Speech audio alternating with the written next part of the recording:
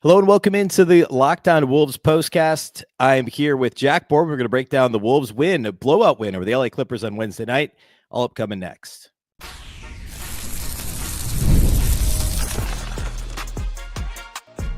You are Locked On Timberwolves, your daily Minnesota Timberwolves podcast. Part of the Locked On Podcast Network, your team every day. Hello and welcome to the Locked On Wolves postcast, part of the Locked On Podcast Network, your team every day.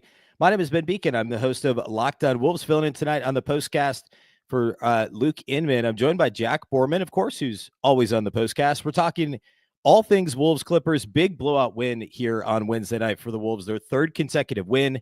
And just to kind of level set everything, I mean, yes, the Clippers were down, obviously, Kawhi Leonard. Yes, the Clippers were down Norman Powell, Kevin Porter Jr., who both, those guys played well against the Wolves last week. Yes, the Clippers were on a back-to-back, as were the Lakers the other night when the Wolves played the Lakers. But I think the headline here is that we're now with three straight Timberwolves wins, three straight impressive defensive performances, especially the last two games. And, three wins is three wins, especially when they're coming off of a four-game losing streak, coming off of losing 6 out of 7. And they won again in impressive fashion against the Clippers. Yeah, they sure did. And it's definitely a game where you'll take it where you can get it. And for the Timberwolves, this is the second of three consecutive games against teams coming off, playing on the second night of a back-to-back. So they absolutely steamrolled the Lakers on Monday. Obviously, that was a weird bit of a bummer because I think everyone in the arena was watching, being like, dang, this kind of stinks watching LeBron look really old and almost break that, Mega Man streak that he's got of double-digit games in a row. But this one was just a completely different vibe from the jump, which was fun to see for the Timberwolves. And oddly enough, the second straight game where Anthony Edwards really wasn't a part of, the Wolves blowing it open and really taking control of the game and putting his stamp all over things, which, could be a good thing, could be a bad thing, depending upon how you look at it. But I certainly think you'll take it with how this year has gone. And after the Timberwolves held the Lakers to 80 points on Monday, they did the same tonight. Both those marks are the two lowest scoring games in the NBA for any team this season.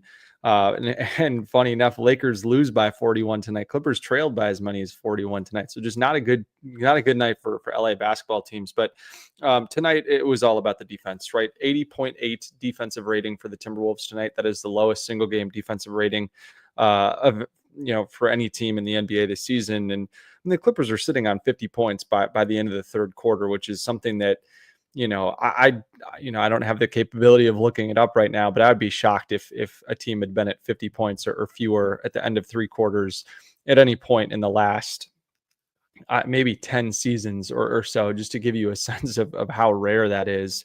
And it all started from the jump with the way that, the Timberwolves just really pressured the ball, right? The Clippers obviously were missing four guys that handle the ball a decent amount for them that you mentioned. And so, to still hold the Clippers to sub 37% shooting and less than 20 points in each of the first three quarters, I think just said a lot about the way that the Wolves were able to disrupt those ball handlers from initiating offense and kind of letting the Clippers find any type of flow or rhythm on the offensive end. And a lot of that has to do with just the way that you have guys like Jaden McDaniels, Anthony Edwards, Nickeil Alexander-Walker, Dante DiVincenzo, Naz Reid, all guys that fly around on the perimeter and do an excellent job of, just playing with a high level of activity on that end of the floor, and made a lot of second and third efforts tonight to, not only keep the ball out of the paint, but when the ball did get down there, they did an excellent job of tipping passes and closing down passing lanes to create opportunities for, Rudy Gobert to get out and make steals, which was, something that we saw a lot from Rudy tonight. And the big thing for the Wolves too, is a lot of those were live ball turnovers. 15 live ball turnovers tonight for the Clippers, which is a great number for the Wolves. 32 fast break points as well for the Timberwolves, which I believe is a season high for them. So just a fantastic tone that they set early that allowed them to really get out and run. And the other part of this that was really important is a lot of times when you have a really high activity level, sometimes you'll see teams foul more, but the Timberwolves really did not do that tonight either. Only 13 free throws for the Clippers tonight. And really in the last 5, 6, 7 games or so, the Timberwolves have had the lowest opponent free throw rate in the entire NBA, and that's been a huge reason why their defense has been, number 2 in the league over the last 5 games. And so, really fun to see them do that tonight, and just continue to play really, really sound basketball on the defensive end of the floor, and kind of find that extra gear that they had all last season. Yeah, I mean the headline is absolutely the defense, and you mentioned this, but I mean they didn't give up more than 18 points in a quarter until it didn't matter anymore. I mean 14 in the first, 18 in the second, 18 in the third, and then it was garbage time, early in the third quarter, really. And you talked about Gobert too, but he had 5 steals in this game. I'm pretty sure 4 of them were just denying a catch from Zubats, 15, 16 feet from the basket. And we've seen teams, try and extend Gobert, and I think he was just like, look, I'm done with this. I need to be a little bit more active. I think he even said that publicly, like, I just need to pick it up a little bit defensively beyond the rim protection. And the Clippers announcer said something like, he's doing things besides block shots. And it's like, well, yeah, he does, right? Like the block shot number we know hasn't been crazy even last year for Rudy, the block rate, or even the per game block number compared to where he was, earlier in his career, but he's doing so many other things. And this was a pretty good example of that. And one that actually does show up in the stat sheet just as steals instead of blocks. And then one other thing you hit on, live ball turnovers. This team, the Timberwolves do a pretty good job at forcing opponent turnovers, but it's well documented that they don't run enough off of them. And that goes back to last year too. They ran a fair amount off of steals. I think it was more off of defensive rebounds. They weren't running as much. And this year they haven't been running hardly in any situation. And so it was good to see them take advantage of some of those, those forced turnovers from Gobert and others on the perimeter to get some easy buckets in that way. One thing I want to hit, I guess, here early before we move on, because this game did kind of devolve pretty quickly. We saw Josh Minott get some minutes, excuse me, early in this game in the first quarter. Actually, rotation minutes for Minott. And he played well. Like he was active, and yeah, the box score is going to show that too, because he ended up playing 20 minutes with actual garbage time. But he played 6-8 minutes, I think, in the between the first and second quarter. And hit a 3, had a big dunk off the dribble, looked to be aggressive. I thought he was making smart decisions in terms of putting the ball on the floor, dribble, pass, or get all the way to the basket and dunk on somebody. Had a couple of nice rebounds, and also played well in garbage time. I just thought it was really nice to see Minott get minutes and then also do the stat sheet stuffing that we know he's capable of doing.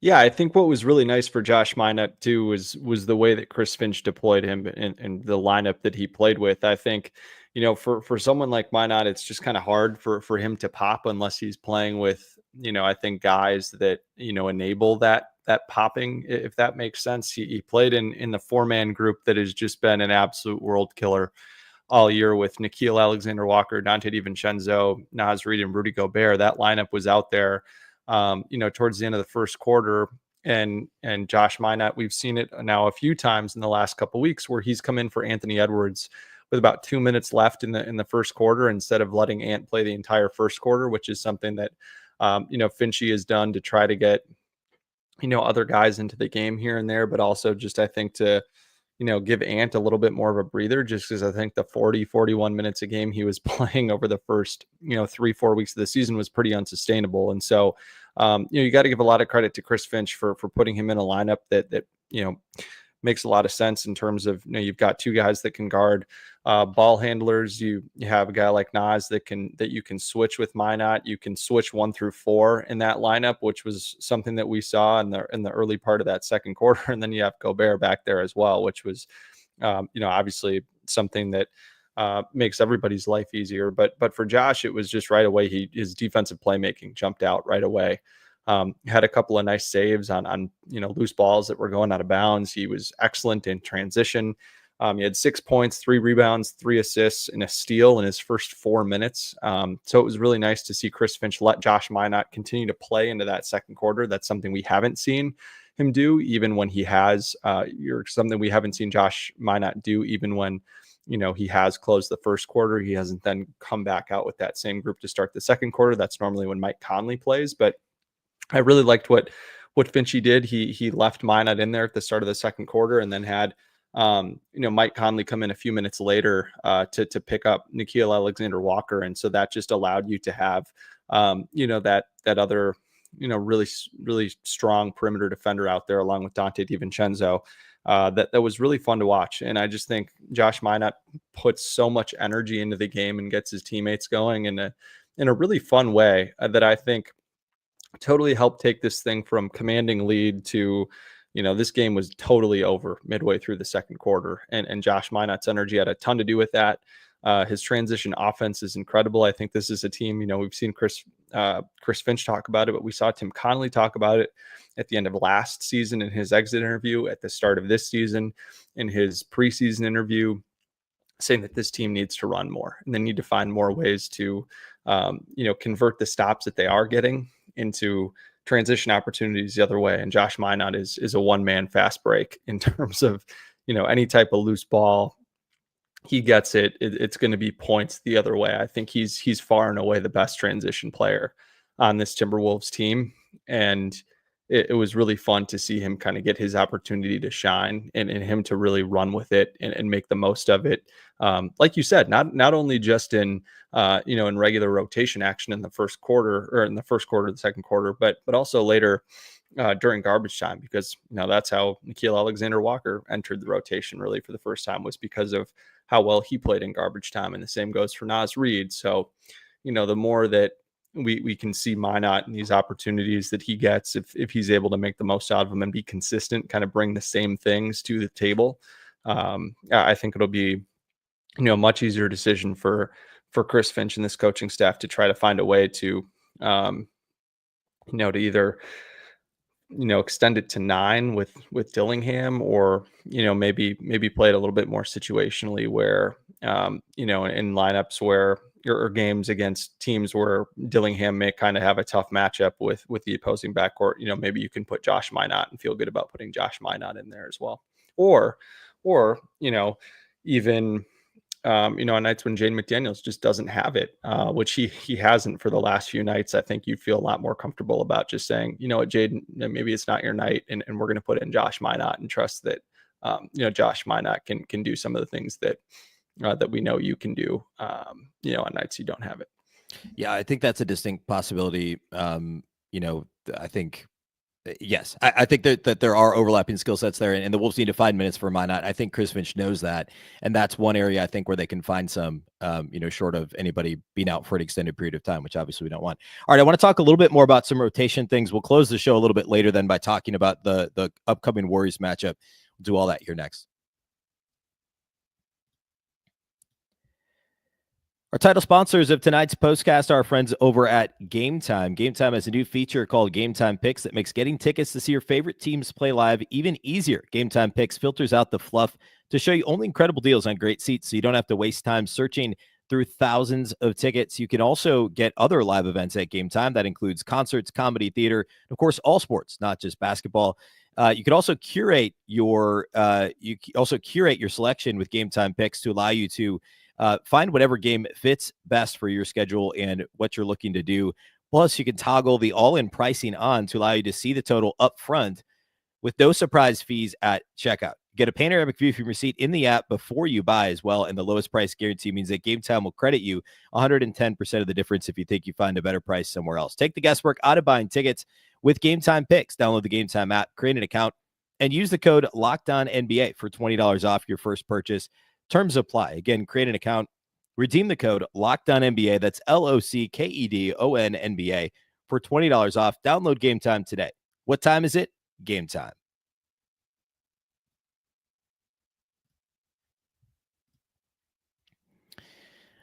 All right, let's talk a little bit rotation, more bigger picture, not necessarily the end of the rotation, but just overall lineups. And this is something I covered on Locked On Wolves. I think it was probably yesterday's show. The Timberwolves' best lineup this year has been basically, well, actually, really their best three lineups this year that have played a substantial number of possessions have been the three bench guys, and then like some combination of other players. The best one is Conley and Gobert, along with Alexander Walker, DiVincenzo, and Naz Reid. There's obviously a really good lineup with Ant. I think it's like Ant. I think it might be Ant, Gobert. Maybe it's Ant and Randall, and the three bench guys I think might be the second best lineup. And that was the case again in this game. And again, they led with the defense. They used the defense to turn into some offense. They shot enough threes to ultimately score enough points in this game, basically. But I think both in this game and more of a broader conversation about the Wolves lineup, it also, I guess it is related to the McDaniels conversation, because another thing I talked about in Locked On Wolves is their three worst lineups that have played over 100 possessions together all include McDaniels. Their three best do not include Jaden McDaniels. So I don't like, I'm not sure there's really a question in there as much as an observation of like, hey, this was just continue to underscore just how good those three bench guys played together. And then also the different combinations Chris Finch is clearly playing with to keep those three together. Obviously they're staggered a little bit, but for the most part, those three guys together, DiVincenzo tends to play a little bit more with the starters. He's usually the first in, although I guess him and Nas usually come in at about the same time. And, just to kind of play with those rotations as we're now a quarter of the way through the season. And it's pretty clear that the Wolves' best lineups all include those three bench players. And this game is just another example of that. Yeah, it sure is. And I've got some numbers here for you. So that DDV, Nas, and Gobert four-man group is a plus 27.2 and 310 possessions. That's the 100th percentile. that's top of the league on 310 possessions, which is not a small sample size, by the way. Especially considering how far into the season we are. I mean, for a lineup that's not your starting five to have 310 possessions, that's a lineup that's playing a ton of minutes, is playing, multiple stints in every single game together. So for them to be there is incredible. And I think it's just the way that, and then too, to add some context to what you were saying with Ant and Mike. So that group of four with Mike, which is generally what we see at the start of the second quarter, the start of the fourth quarter, is a plus 34 net rating. And with Ant, which is generally what we see to close the first quarter, is a plus 33. And so it's basically, if you put Dillingham in there, you put Randall in there, you put, one of those types of players in there, that the lineups really have fallen off. And that's why it's down to a 27.2. But, it's really closer to like a plus 34, plus 35 lineup when, you have the main guys there. And I just think that they all complement each other so well. The ball movement has been excellent.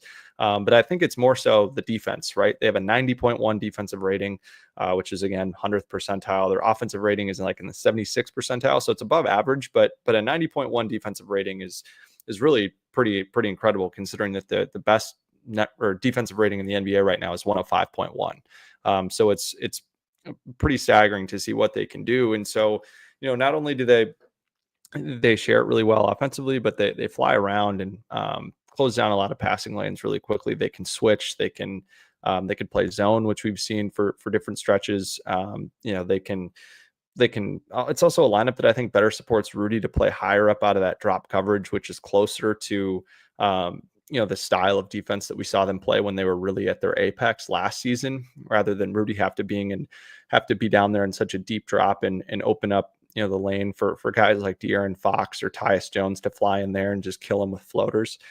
So I think that's been really fun to watch. But again, even on nights like tonight, when that group didn't necessarily have their A game offensively, that's when it's really helpful for you to have a guy like Julius Randle, who, even though he's not necessarily part of all the best lineups, he's still capable of having really, really strong stretches and getting hot at the right times, and outscored the Clippers 16-14 in the first quarter for him. So for him to do that, I thought was really helpful to just give the team some energy that those four guys could come in and really feed off of, which was really fun to see, just because I think, we've on this show, we've not necessarily been the most complimentary of Randall's play of late, but he was really excellent tonight. And I think the Timberwolves, I don't have the updated number in front of me, but I believe that the Timberwolves are something crazy like 9-1 or 9-2 when Julius Randle makes at least 2 or 3 3-pointers. So, generally you see with that, when he takes more 3-pointers, his turnovers drop and his assists go up, because he's generally doing a better job of playing off the catch, making quicker decisions. And then when the defense is stretched out to him, he's kind of able to play against more of a spread floor and have easier decisions to be able to make in terms of easier passes, whether it's strong side kickouts, weak side kickouts, slot cuts, things like that. So I think that all of that stuff was just kind of a perfect storm for the Timberwolves tonight, and I think Chris Finch did a really good job of not only spending some time at the early part of the season trying to figure out which lineup combinations to come to. But I think when you have three really strong bench guys, and they do in Dante, Nikhil, and Nas, it makes it really easy to, to be able to throw in, a guy that's having a really good night, whether it's Ant or Mike or Jaden, even, earlier in the second quarter, or Julius at the end of the first quarter. For guys to kind of come back in there and ride the hot hand like he did tonight. So just a kind of a fun night for the Wolves, and just kind of a good proof of concept for, even though Chris Finch hasn't necessarily been the most flexible with his rotation so far this season, it's nice to see that, he's found a really, really strong foundation that he can build off of now, and something that I think, Wolves fans are kind of starting to understand is really, really working, and something that they can, have to bank on, because that's really something that we've all needed as Timberwolves fans, is something to bank on. That's a positive that we know we're going to get most nights, and that group of four plus, take your pick of the fifth guy has been really strong. Yeah, and I'm glad you mentioned Randall too. I've been pretty hard on him on Locked On Wolves. I mean, like, he's just, there's the defense has been inconsistent, as I think we expected it to be, and the offense. I think your point about him being more decisive, it is true. Like, if you're shooting threes, you shouldn't turn it over as much, because you're shooting threes instead of turning it over, and you'd rather have a higher volume, of 3-point shots from him. But also just the quickness in which the offense can then operate. If he's not pounding the rock and backing somebody down, and he's great at shooting those 12, 14-foot fadeaways, like, better than anybody I've seen at shooting that particular shot. It's like what Jaden McDaniels always tries to do. And Randall's phenomenal at it, but it oftentimes, well, it all the time slows down the offense, and it just kind of, that's your possession now. Nothing else is happening. Nobody's getting an offensive rebound. Like, your best case scenario is you're getting a tough two. But if he's thinking, playing off the catch and being more decisive, I think that's a really positive thing. All right, let's talk about the Warriors games upcoming, and the upcoming schedule for the Wolves. We'll do that here next to close out the show.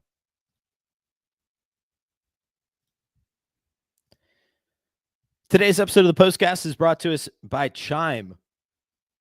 We've all been there, spending more than we should during the holidays. It's easy to allow that to happen. Take control of your finances by using a Chime checking account with features like no monthly or maintenance fees, fee-free overdraft up to $200, or getting paid up to 2 days early with direct deposit. You can learn more at chime.com/NBA. Everyone's had an issue about overdrafting when they weren't expecting to. Sometimes it's not entirely your fault. Those things can happen. Instead, join millions of Chime members who are working on financial progress. Chime helps with fee-free overdraft up to $200. Your next deposit is applied to your balance. You can get spotted on debit card purchases and cash withdrawals. No monthly fees or maintenance fees at over 50,000 fee-free ATMs. It's super easy. Just set up direct deposit in your Chime account. After a qualifying direct deposit of $200 or more, Chime will notify you to enroll in Spot Me. With an activated debit card, Chime will spot you up to $200 on debit card purchases and cash withdrawals. Your next direct deposit is applied to your negative balance. Chime never charges overdraft fees for using Spot Me either. You can enjoy the holidays while keeping your financial goals on track with Chime. Open your account in 2 minutes at chime.com/NBA. That's chime.com/NBA. Chime feels like progress. Banking services and debit card provided by the Bancorp Bank, NA, or Stride Bank, NA, members FDIC. Spot Me eligibility requirements and overdraft limits apply. Direct deposit timing depends on submission of payment file. Boosts are available to eligible Chime members enrolled in Spot Me and are subject to monthly limits. Fees apply at out-of-network ATMs and for OTC withdrawals.